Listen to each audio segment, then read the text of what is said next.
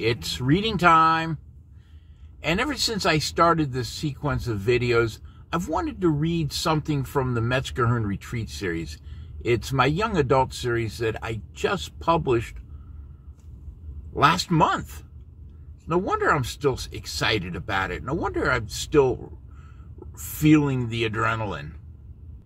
In the first verse of the Metzgerhund Retreat series, it's a story called Imperial Rules. The first 5 scenes are the introduction to the first 5 band members. I'm going to go ahead and start today with the very first one, the introduction of Metzgerhund's keyboardist and mastermind, Billy Mecklenburg. He is sometimes referred to as the Emperor. Billy Mecklenburg ran down the front porch steps and across the lawn with his portable synthesizer tucked under his arm. He's brave. I would never do that with my equipment. Half his baseball jersey was still unbuttoned. His hair showed darker than its usual dirty blonde because it was still wet. He didn't want to waste time drying it properly. He had to laugh at himself. He was far from being late for his new job, but there was one event before that he didn't want to miss. He ran up to the open back hatch of his van and placed the synthesizer down gently, then covered it with a blanket. From behind him, he heard the loudening sound of mechanical rumbling. Right on time. A school bus pulled up to the street corner 3 houses away. The exiting high school riders celebrating their last day of school were louder than the bus itself. 2 guys and a girl, all wearing Metzgerhund Street Team t-shirts, pushed their way through the crowd of exiting students and scrambled down the sidewalk directly towards them. One of the guys was carrying a video camera. "You realize," Billy called to him, "you rode the wrong bus home." Now, there is no way I'm going to attempt doing this part in Billy's German accent. I kind of lost my touch for accents a while back. I don't want to embarrass myself, and I most definitely don't want to offend any Germans out there. "Yeah, we know," one of the teens answered. "Lindsay made us do it." Billy smirked, not the least bit surprised. A 4th teen, Lindsay, exited the bus carrying a wireless microphone. While all the other girls in school dressed up in more attractive clothing with the expectation of going somewhere to celebrate the last day of school, Lindsay was wearing a Metzgerhund t-shirt along with her usual cargo pants. Billy could also tell Lindsay was in one of her all-in modes in whatever current gadget she was currently obsessing over, because her natural light brown hair was overtaking her blonde dye job highlights more than she usually allows it. She called to him, flashing a lopsided, devious grin. It seems she only showed around him. "We didn't get to finish our interview." Billy's pleased smile appeared all by itself. This kind of fan interaction, this kind of fan attention, made all of his hard work well worth the effort. Billy opened the sliding side door to organize his equipment, pretending he wasn't interested. "Yeah, go ahead and make me late for my first day at my new job." Now, most of Billy's German accent faded away after nearly 3 years of being here, but it still escaped his throat whenever he was uptight, oftentimes when he was attempting to conceal whatever band-related scheme he was up to, and almost always when he was psyched about something or someone. This time, it was all due to Lindsay's presence. Lindsay motioned for the camera guy to get into position. "That's the question all your fans want to know the answer to." She moved next to Billy, then turned to face the camera and held the mic up to her mouth. Billy kept pretending to work. "Hi, everyone. This is Lindsay Jensworth, newly appointed Public Relations Minister of the Metzgerhund Imperial Street Team." Billy turned his head towards her. You know that title isn't official until I decree it. As you can tell, I'm here with Billy Mecklenburg, Emperor and keyboardist of Metzgerhund, the greatest rock band in the history of Severn Heights. Maybe even the history of Maryland, in the history of the entire Western Hemisphere. Billy slid the side door shut and turned to face the camera. The Empire's soon-to-be deposed Minister of Public Relations has obviously inhaled too many soldering fumes. What you might have already read on their blog is true. They made a radical decision to relocate their base of operations for the entire summer to prepare for a major Battle of the Bands contest during the Labor Day weekend. What their blog didn't explain is why they saw the need to leave Severn Heights. The Emperor hasn't answered that question yet. She moved until their bodies were touching, then slipped her arm over his shoulder and down the open part of his jersey. But I'll get him to talk.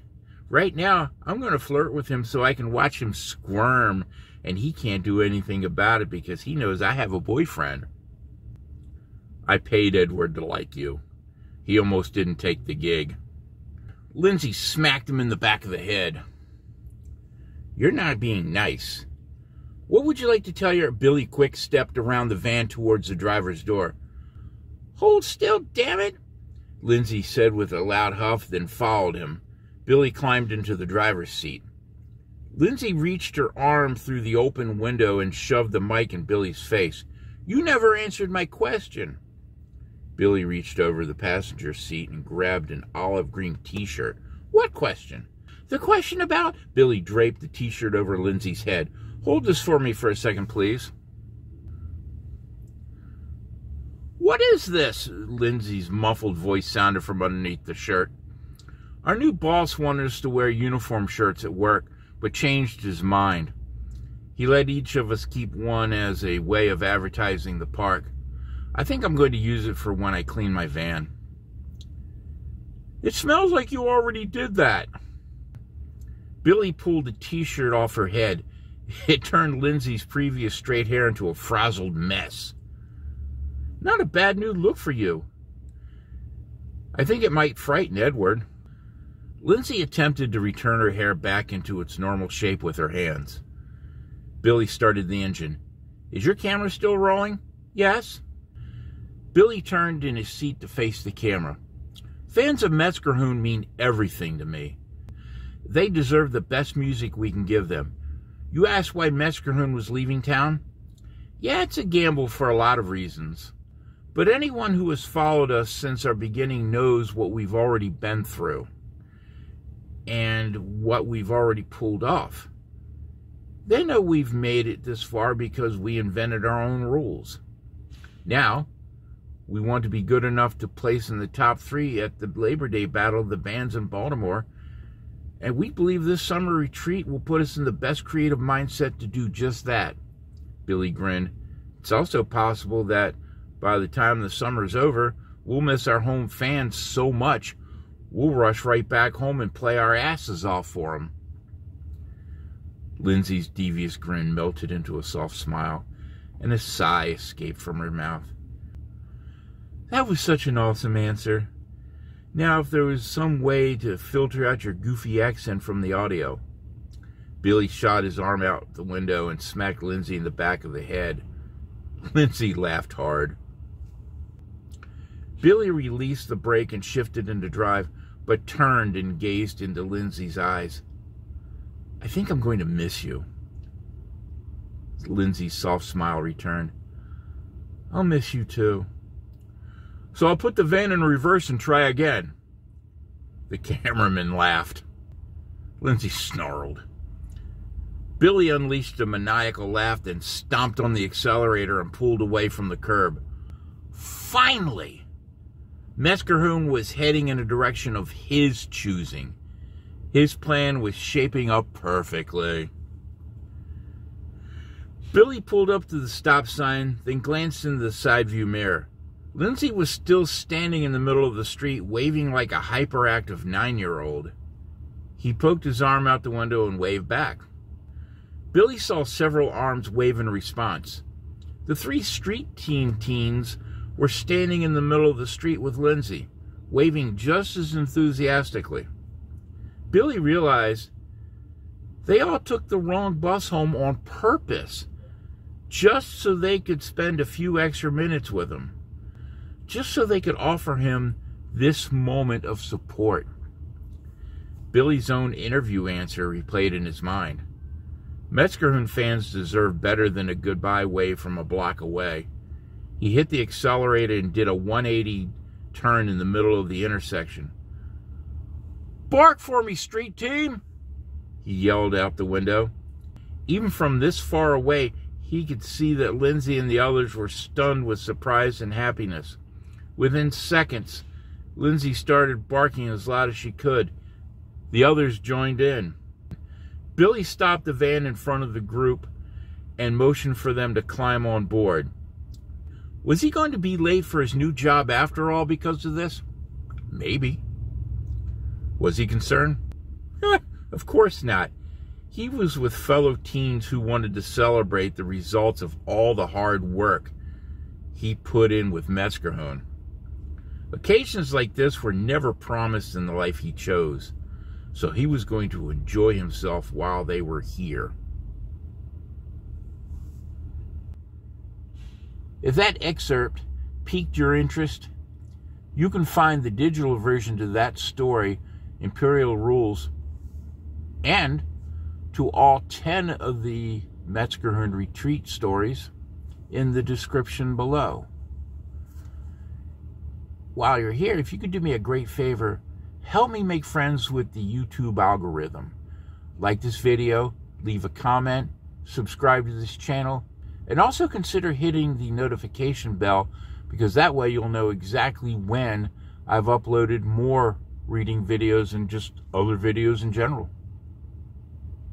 Until then, appreciate you stopping by. Thanks a lot. See you next time.